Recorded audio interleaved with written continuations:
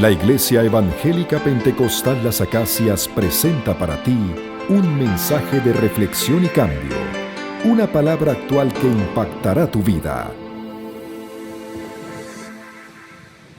Este himno es nuevo, es de 1923. Es de lo más nuevo que hemos cantado porque todos son de 1800. El hermano Thomas Chisholm leyó Lamentaciones 3:22 y dijo: tengo que hacer un himno. Hizo pocos himnos este hermano también. Hizo 1200 himnos, ¿no? Ustedes se imaginan 1200 himnos.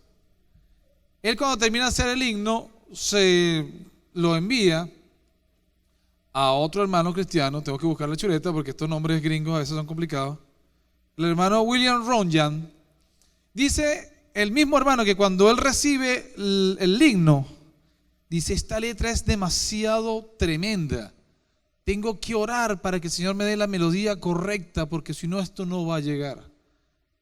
Y es uno de los himnos más populares dentro del pueblo cristiano. Oh, tu fidelidad. Y de oh, tu fidelidad vamos a hablar casi que al final de la predicación del día de hoy. Porque la predicación del día de hoy se llama miedo.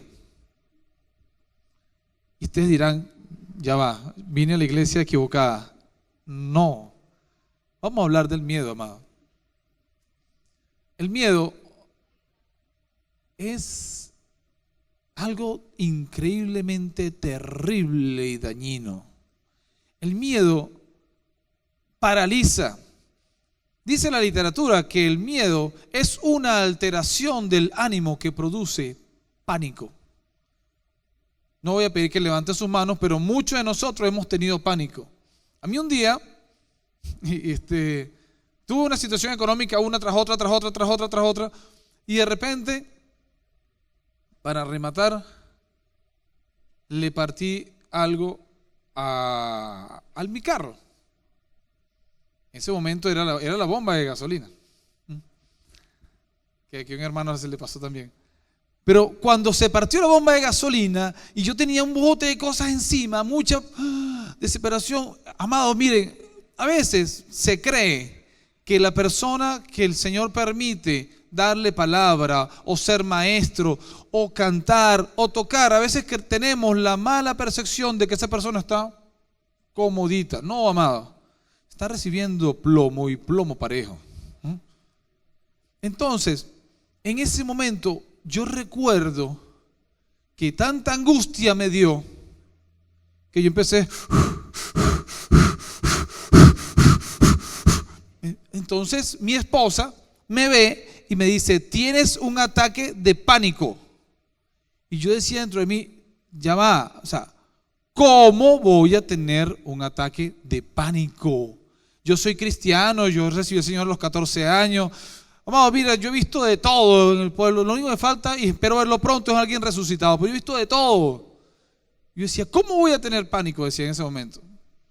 Por supuesto, yo he ido a varios cursos de primer auxilio. Yo sé qué hacer cuando alguien tiene un ataque de pánico, que es que tiene que respirar en una bolsa, puede ser de papel preferiblemente, porque en ese momento esa respiración acelerada hace que el cuerpo no tenga dióxido de carbono. Y si no tienes dióxido de carbono, te apagas, ¡puf!, y te caíste, te desmayaste. Yo dije: yo no me voy a desmayar, ¿no? Y lo hice. Pero ¿qué es lo que les quiero plantear? Amados, todos podemos sentir miedo. Todos podemos sentir temor. Todos podemos ser víctima en un momento de la desesperación. Y eso no te hace más o menos cristiano. Eso no te hace más o menos santo. Eso te hace humano. Eso te hace ser un ser, valga la redundancia, de piel, de carne y de hueso. Y se lo he dicho 1.000.000 de veces y se lo vuelvo a decir ahorita. Charles Spurgeon decía que la diferencia entre un cerdo y una oveja es que el cerdo cae en el pantano y se revuelca. La oveja cae en el pantano y se sale porque sabe que ese no es su lugar. La diferencia entre una persona del mundo y un cristiano es que el cristiano cae en el miedo, pero cuando cae en el miedo levanta la mano y hay un Dios que lo ala de la mano y lo vuelve a poner en los lugares celestiales en Cristo Jesús, Señor nuestro. Esa es la diferencia. Aplaude al Señor. Es la diferencia. ¿Qué sucede con el miedo? El miedo tiene etapas. No es que usted va a caer directamente en la depresión. No, porque aunque usted no lo crea, es un plan del enemigo. El enemigo lo que quiere es destruirte. Y si tú alcanzaste la fe, el objetivo del enemigo es robarte la fe.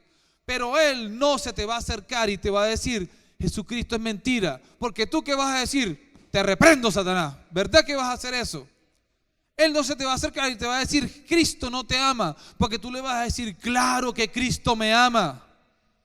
Es lo que te susurra primeramente en el oído.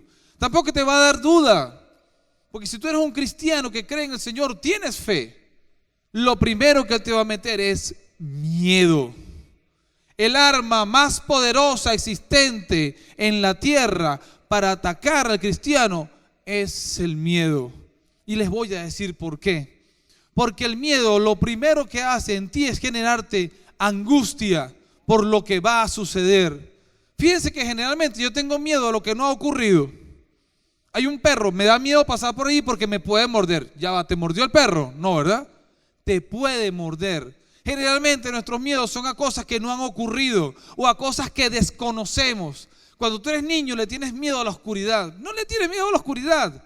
Le tienes miedo a lo que está dentro de la oscuridad porque no sabes qué es. Entonces el miedo lo primero que hace en tu ser es crearte la angustia. Ay, no me meto por allí porque, y si me meto y está el malandro y no. Entonces una vez que tú tienes angustia, el segundo paso del enemigo sobre ti es darte pánico. El pánico te paraliza. Dicen los expertos que el rugido de un león paraliza hasta a 30 kilómetros. Cuando un animal que sabe que puede ser presa del miedo escucha el rugido de un león, se paraliza. Y yo a ustedes se lo he dicho también, quizá aquí haya alguien nuevo que no haya escuchado este cuento mío. Yo un día, era un miércoles, un martes, estábamos en el Parque El Pinar, el zoológico El Pinar. Eso estaba solo como la una. Y yo me pongo a ver el león y el león me ve. Y nos estamos viendo los dos ahí. Yo casi que decía dentro de mí, lero, estás metido en hueco, no me puedes hacer nada. De repente el león ruge. Amados, mira, cuando rugió, yo arranqué a correr. Yo decía, no me importa que llegan 15 metros de altura y si brinca, ¿no? Porque así ocurre cuando tú tienes el pánico. Cuando ya tú tienes miedo, cuando tú tienes angustia, ¿qué va a pasar? Ay, ¿será? Y si este gobierno sigue, ay, qué horrible. Ay, si se monta la oposición, eso va a ser terrible. Ay, pero si se monta. Entonces tú estás viviendo una cantidad de miedo, de cosas que no han ocurrido. Hay gente que dice, ay, hoy me voy del país. Ay, pero ¿y si no me voy? Pero me da miedo quedarme. Pero me da miedo irme. Hay gente que dice, me voy a casar. Ay, pero ¿cómo me caso? Porque una nevera vale 40 millones de bolívares. Y si no me caso, y si me. Entonces, ¿qué pasa? Que tú estás entre la espada y la pared. Estás dos pasitos. ¿Ustedes alguna vez han ido a un entierro de un pueblo? Es horrible, porque 2 pasos para adelante, 1 paso para atrás. 2 pasos para adelante y 1 paso para atrás. Es horrible, a mí me ha tocado. Una vez me tocó horrible, ¿no? No le voy a decir cuánto por qué. Pero eso es lo que hace sobre ti el miedo. Te pone a moverte en un cuadrito y de ese cuadrito no sales. Y cuando ya tú estás encerrado en tu propia prisión, ya pasaste por el miedo, pasaste por la angustia, pasaste ahora por la paranoia de la persecución, porque sientes que ya no puedes hacer nada. Y ya en ese momento es cuando el diablo te dice, ahora el Señor no te va a salvar. Ahora sí es verdad que tienes miedo. Ahora sí es verdad que estás solo. Y en ese momento llega la incredulidad. Ya estás frito. Cuando llega la incredulidad a tu vida, se puede decir que ya estás en el inicio del fin. Porque lo único que te mantiene vivo es saber que tu Redentor vive. Pero cuando empiezas a dudar de eso, empiezas a creerle más al miedo, más a la angustia, más al pánico que al Rey de Reyes y al Señor de Señores. Yo hice en estos días un ejercicio, horrible ejercicio, espantoso ejercicio. Levanté el WhatsApp y dije, ¿saben qué WhatsApp? ¿Saben lo que es WhatsApp? No, hay gente que no sepa WhatsApp, un servicio de mensajería por teléfono. Levantó el WhatsApp y en la lupita escribí miedo. Es increíble. Él busca todas las veces que yo dije miedo en alguna conversación. Y yo pasaba las hojas, o sea, y la pantallita, yo decía, Dios mío, pero yo que estoy aterrado. Decía yo, y pasaba, y después dije dentro de mí, ahora voy a buscar fe, porque fe tiene que haber más. Amado, estaba una sola vez. Una sola vez. Y en ese momento fue cuando yo dije, ya va, espérate, José Luis, estás preso. Estás preso. Es como si de repente te estuviesen persiguiendo y tú llegaste contra la pared, ya estás contra la pared y los tienes ahí enfrente. Ya me cazaron, ya me agarraron, ya estoy listo. Yo trabajé muchos años en la electricidad de Caracas. Un día estábamos por un barrio, no me acuerdo el nombre del barrio, cerca de aquí el Triángulo, por donde está Fe y Alegría, un poquitico más abajo, y estamos haciendo un trabajo. De repente una persona silba en el horizonte y otro le responde. Yo no le presto atención. El silbido cada vez se hacía más cerca. ¿Para qué no puedo silbar? Porque no me sale bien con el micrófono. Cada vez se escuchaba más cerca y más duro. El que estaba conmigo me dice, José Luis, nos cazaron. ¿Qué era? Eran los malandros que se estaban silbando unos a otros y nos estaban rodeando. Ya estábamos listos. Y cuando él me dice, nos agarraron, le digo, no nos agarraron, corre. Y arrancamos a correr. Yo me acuerdo que íbamos bajando, es una bajada tremenda que hay por ahí por Carneahorro para arriba, no sé si ustedes saben dónde es. Es una bajada tremenda, íbamos corriendo y yo le digo al que está allí, prende el carro. Él abrió el carro, los malandros atrás y nosotros nos metimos todos de cabeza dentro allí y allí arrancó a correr, ¡fum! No nos agarró. Pero ¿qué le quiero decir? Que cuando el miedo te está acosando, te está arrinconando, si te termina de meter en el rincón, estás muerto. Y ahí les voy a hacer una alegoría que en estos días escuché, porque ya les comuniqué que de miedo pasas a angustia, pasas a pánico, pasas a incredulidad.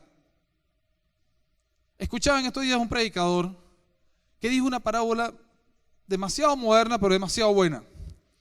Y yo la consulté para ver si era cierto. Y me dijeron algo aún peor. Les voy a decir cuál era la parábola que él dijo. Él dice que él tenía un vehículo que funcionaba con gasoil. En Europa se usan mucho los vehículos que usan gasoil. Entonces, en el tanque de gasolina dice, solo use diésel, o sea, gasoil. Él nunca había tenido un carro a gasoil y se paró en la primera bomba de gasolina y le echó gasolina. Él dice que el vehículo rodó como 1 metro, hizo un horrible ruido y ahí se quedó.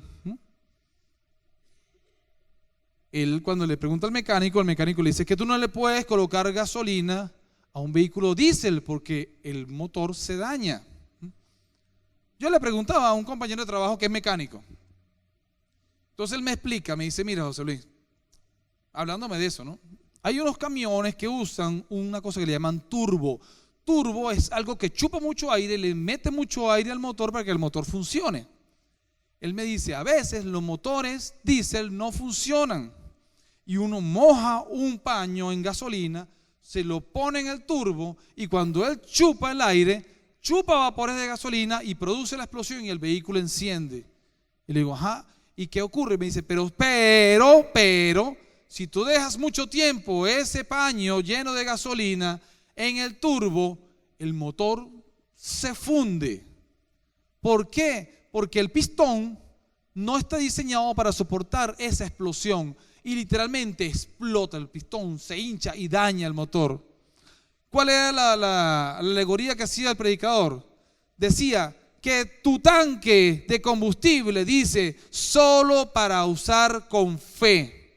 Solo use fe en su tanque de gasolina. No se le ocurra colocarle, aunque sea una gota de incredulidad. Porque cuando usted coloque una gota de incredulidad en el tanque de gasolina, que solamente dice, el tanque de combustible, que solamente dice, use fe, vas a fallar. El mensaje de esta noche es: echa fuera de ti todo temor, porque el perfecto amor echa fuera todo temor. Tu vida y mi vida no pueden ser alimentadas por la incredulidad, porque cuando la incredulidad toque lo que es tu tanque de combustible, ya te perdiste. Hay muchos de nosotros que decimos: fulanito, ahí se fue el mundo. Ay, fulanito, él no vino más, porque él dejó que la incredulidad llegara y se anidara. Hay una fábula, no sé si será cierta o no, que decía que había un castigo, así en la Edad Media, donde a la gente le amarraban en su espalda un cadáver muerto. Por supuesto, no hay cadáveres vivos. ¿Ves que estaban dormidos? Le amarraban un muerto, un cadáver en la espalda, ¿no? El castigo era que ese hombre, él estaba vivo, no estaba preso, él podía andar por la calle, él podía hacer su cola del club, él podía hacer lo que le diera la gana, pero tenía un muerto amarrado a la espalda que se estaba pudriendo, y poco a poco esa pudredumbre le tomaba el mismo cuerpo a él, lo podría y lo mataba. Eso es lo que hace en nosotros la incredulidad. Quizá algunos de ustedes me dirán: bueno, pero esto de tener miedo, eso no es bíblico, porque yo he leído la Biblia y en la Biblia no aparece el miedo. Vamos a hablar de unos casitos sin llegar al texto bíblico. Isaac no presenta a Rebeca. Mi hija se llama Rebeca y la vi. Isaac no presenta a Rebeca como su esposa porque tuvo miedo, dice la palabra. Su hijo Jacob dice: Señor, líbrame de Esaú, porque tengo miedo. Fíjense que ya era el papá, el hijo. Ahora, los hijos de Jacob, cuando abren las asnas y se consiguen el dinero que ellos iban a pagar por lo que habían comprado en Egipto, dice la palabra que tuvieron miedo. O sea que no solamente a alguien del Señor puede tener miedo, sino que esa norma como que es hereditaria. Lo tuvo Isaac, lo tuvo Jacob, lo tuvieron las otras 11 tribus hacia abajo. Ellos lo tuvieron. Moisés, después que mata al egipcio, dice la palabra, y Moisés tuvo miedo. Ahora, a veces nosotros somos muy duros con el pueblo de Israel. Y a veces nosotros somos iguales o peores que el pueblo de Israel. El pueblo de Israel había visto las plagas, había visto la muerte de los primogénitos, había visto las ranas, había visto el Nilo convertirse en sangre, había visto las moscas, había visto los sarpullidos, había visto todo. Pero dice la palabra del Señor que cuando ellos llegan al Mar Rojo y voltean y ven que viene el ejército de Egipto, dice la palabra, todo Israel tuvo miedo. Casi que escucho: toda Venezuela tuvo miedo. Hoy por hoy vivimos como siempre, como tenemos ya eso es cultural, viendo las noticias y asustándonos. Nos asustamos por lo que ha pasado atrás, por lo que está pasando y por lo que va a pasar. Y este dato que le voy a dar a mí me impresionó. En la Biblia, ¿saben cuántas veces sale la frase no tengas miedo?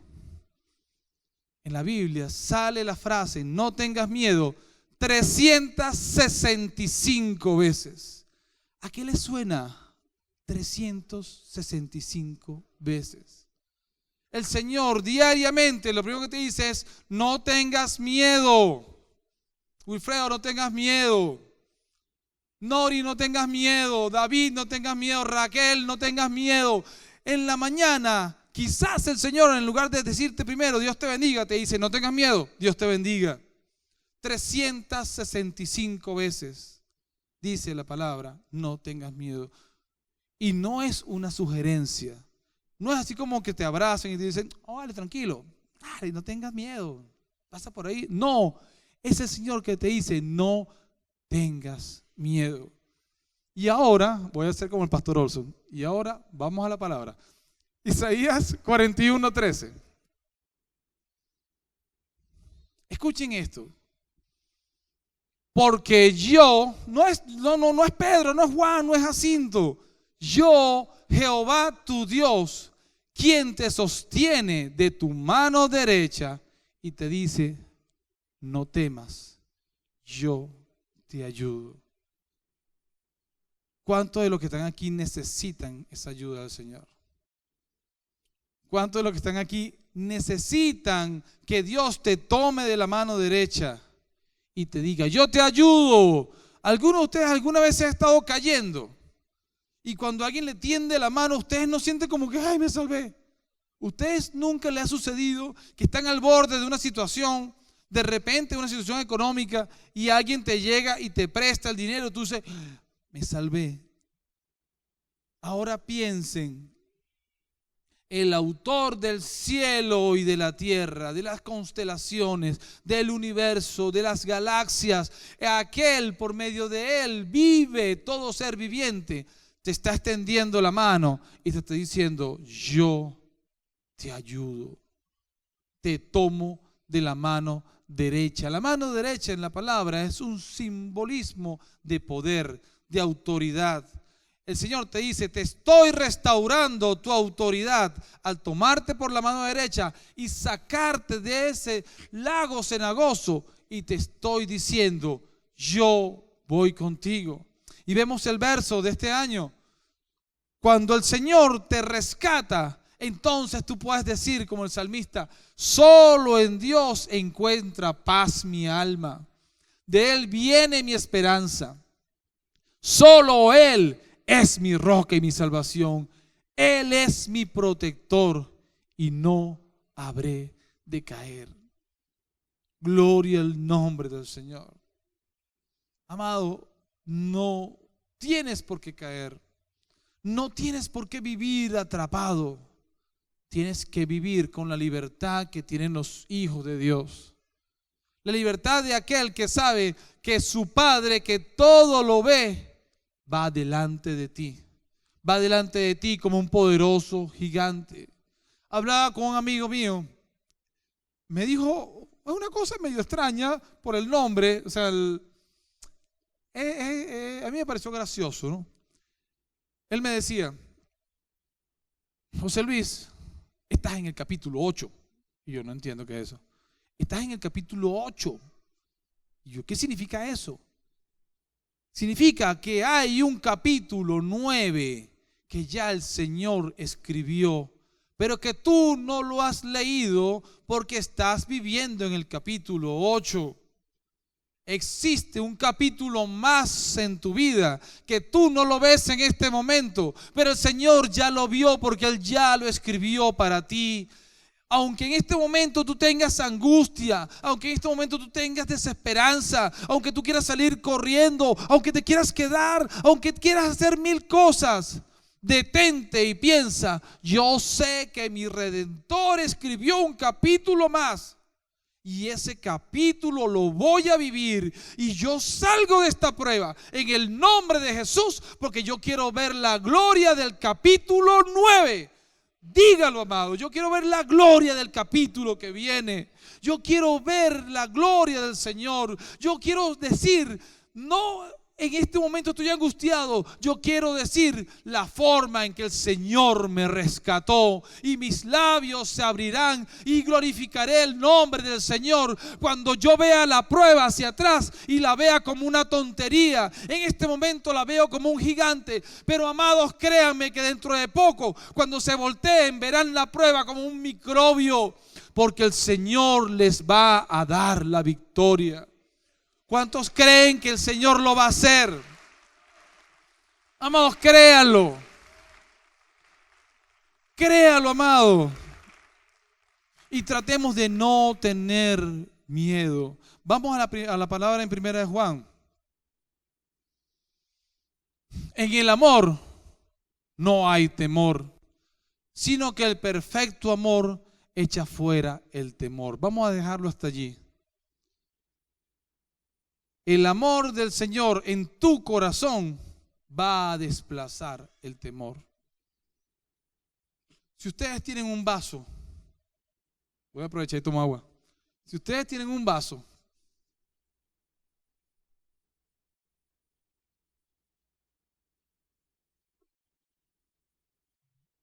lleno de agua, y ustedes le echan otro líquido, 2, 3, 4, 5 litros de líquido a este vaso de agua, ya no quedará agua, quedará el líquido que ustedes le están echando. Si ustedes a su vida la llenan del amor del Señor, el temor no va a tener lugar. El temor es como la oscuridad. Ustedes pueden tener un cuarto muy oscuro, pero cuando ustedes encienden una luz en ese cuarto, las tinieblas retroceden.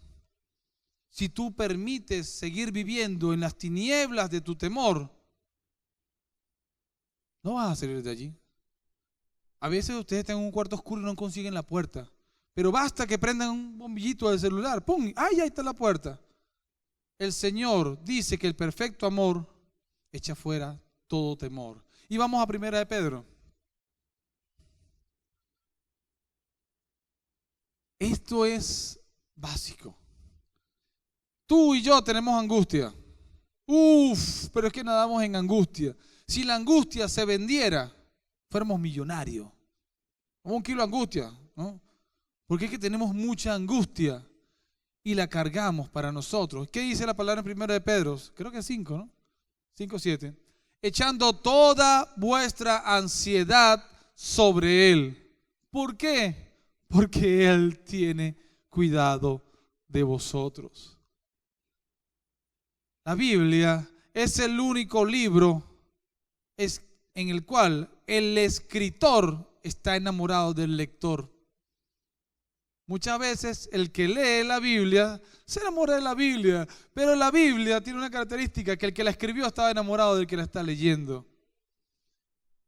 Y este que la escribió te está diciendo: en este momento yo tengo cuidado de ti. No sé si logro transmitir lo que les quiero decir. Él cuida de ti, amado. Él está pendiente de cada cosa que a ti te pasa. Él está pendiente de tu salida, de tu entrada. Él está pendiente de tu familia. Él está pendiente de tu comida. Él está pendiente de todo. El Señor cuida de ti.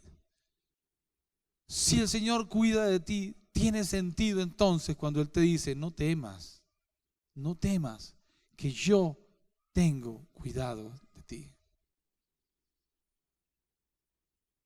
El Señor va a hacer que tu lamento cambie. El Señor va a hacer que tu incredulidad sea cambiada. Pero tú tienes que tomar la autoridad. Yo sé que es difícil, amado. Se los digo porque me ha tocado. Yo no estoy hablando como quien ve los toros de la talanquera. A veces el miedo te da tan fuerte. A veces el miedo te da tan fuerte que no te puedes ni mover. Te duele hasta el pecho. Hace unas semanas el temor que yo tenía, un temor grande. Yo me medía la tensión y decía: pero que la tensión está bien, 13.8. ¿Por qué me duele tanto el pecho? Estás siendo consumido por el miedo. Y esta palabra en Isaías 41:13 fue la que agarró y yo te tomo de la mano derecha, no temas. No le digo que no tengo, sí, tengo mi miedito, ¿verdad? Porque tampoco es concha, sí, Superman, no. Claro que tengo mi miedito, pero yo sé que ese temor no me va a dominar, porque primeramente Él va delante de mí, porque primeramente Él cuida de mí y porque el Señor va a sacarte y va a sacarme del lodo cenagoso y nos colocará en los lugares celestiales con Cristo Jesús, Señor nuestro. Yo le invito a que inclinen sus rostros.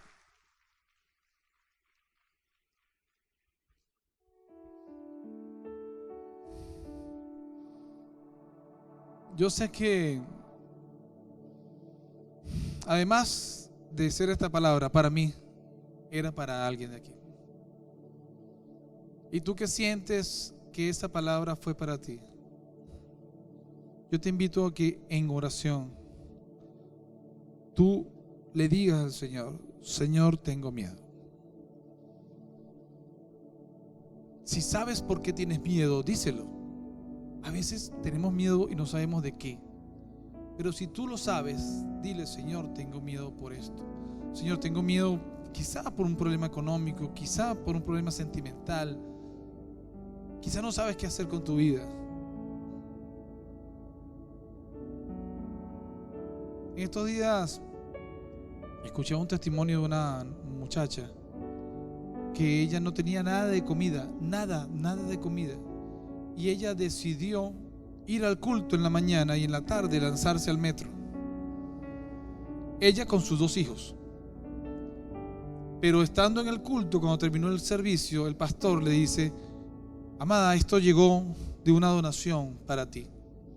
Y le dio una caja de comida. ¿Qué les quiero decir con esto? Que a veces tenemos un temor que casi que nos obliga a hacer cosas que no son correctas. Pero el Señor tiene cuidado de ti. El Señor te ve. Por eso yo te invito a que tú, con tus ojos cerrados, le digas: Señor, tengo miedo de esto, tengo miedo de aquello. Señor, tengo dudas por esto. Díselo.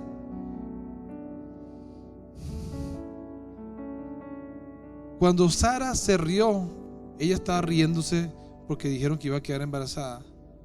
El ángel le pregunta: ¿te reíste? Ella dice: no me reí. Y el ángel le dice: sí, te reíste. ¿Qué quiero decir con esto? Que no puedes esconderle nada al Señor. Dile: Señor, aquí está. Dice tu palabra que eche toda mi ansiedad sobre ti.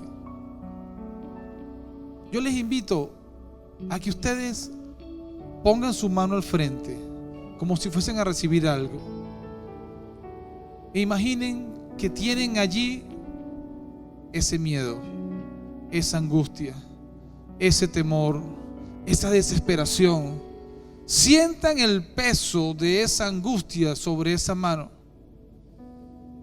Y ahora viertan esa mano sobre la espalda del Señor. Volteen esa mano y siente la libertad de aquel que deposita sus cargas sobre el Señor. El Señor tiene cuidado de ti. El Señor recibe tus cargas.